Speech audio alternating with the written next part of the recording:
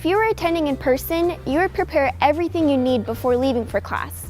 The same readiness applies now with remote learning.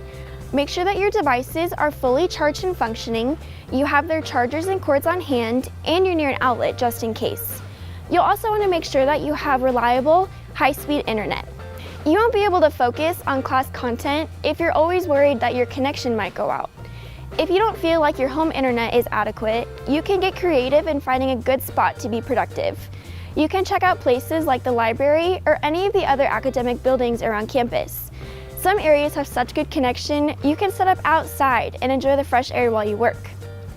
Also, make sure that your tech is good enough to help you achieve academic success. You'll want to make sure you have a good headset with a microphone so your class can hear you clearly when you engage with them. Understanding what's going on is way more important than what your headphones look like. You don't need to drop a lot of money for the newest edition of earbuds, just make sure that whatever you're using, you can communicate effectively with your classmates and hear them when they communicate with you. Lastly, one of the best ways to effectively use your tech is to eliminate distractions from your background. You'll want to make sure you know how to turn your Zoom camera on and off, or when to mute or unmute your microphone. If there's movement behind you, whether it's your roommate, your dog, or the vacuum, it can be distracting to not only you, but those engaging in the class as well. If these are unavoidable, it's okay to keep your camera off until things settle down. Just be sure to turn it back on, especially when talking with your classmates. We're all going to spend a lot of time engaging with our tech, and there are a few different ways that you can get the most out of your time. For example, be sure to add a picture to your Canvas profile and turn on notifications in Canvas, your email, etc. This will help you know when your instructors or classmates are trying to communicate with you. If your preferred email address isn't the one that you check regularly, you can update it by going online to myid.usu.edu. You can also use the messaging feature in Canvas to set up Zoom group study sessions and prepare with your classmates for big assignments, midterms, finals, etc. As you navigate this upcoming semester and new class formats, don't forget that you have resources available to support you, even if your classes aren't all on campus. The IT support desk can help with any technical issues that might come up throughout the semester. You can go to it.usu.edu/support-desk and find quick links and live chats with technicians to help you along the way. There are also several other resources available to support you with your online learning. The Merrill Kayser Library website has an online chat feature where you can connect with specialized professionals to help you find the best information for all of your questions and research. Just go to library.usu.edu and click on the Meet with a Librarian link, and you'll be able to search for a specialized professional who is ready to help. Services traditionally offered in person, like the Writing Center or Math and Stats tutoring, now have virtual opportunities, so no matter where you are, you'll have access to everything as if you were here. USU really does care about your college experience and success, and I hope you take every opportunity to utilize the resources that Utah State has available for you. Find a space that works for you to be productive and concentrate on school. This might be your living room, your dorm, or your apartment, but it might not be, and that's okay. Wherever it is, make sure it's an area where you'll be able to focus and achieve academic success. There are also many distractions that we bring with us wherever we choose to settle in.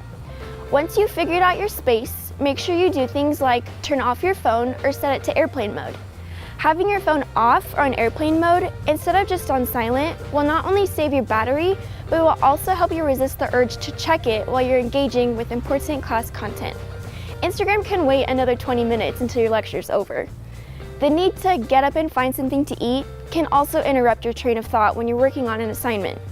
Decide what snacks you want to have with you before you settle in. Avoiding the question of, what should I eat when I'm finished, will help you stay present in your chosen space. Lastly, studies have shown that multitasking is a myth. We are less productive and produce a lower quality product when we're spreading our attention across multiple things.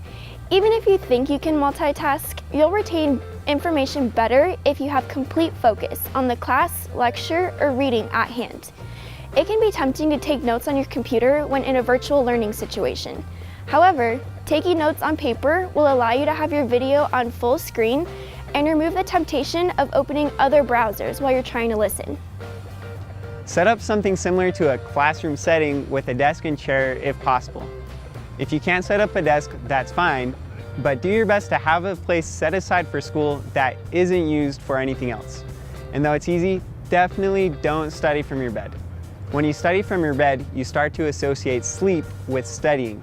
You'll get sleepy while studying, and then when it is time for sleep, your studies will interfere with your rest. It's also great when you can find a place that raises your laptop up off your lap. That way your neck and body won't start hurting from staring down at the screen. If possible, natural light is always a plus and is sure to help your mental health. If your space is at home, you might need to have a conversation with your roommates to figure out when they will be in class virtually.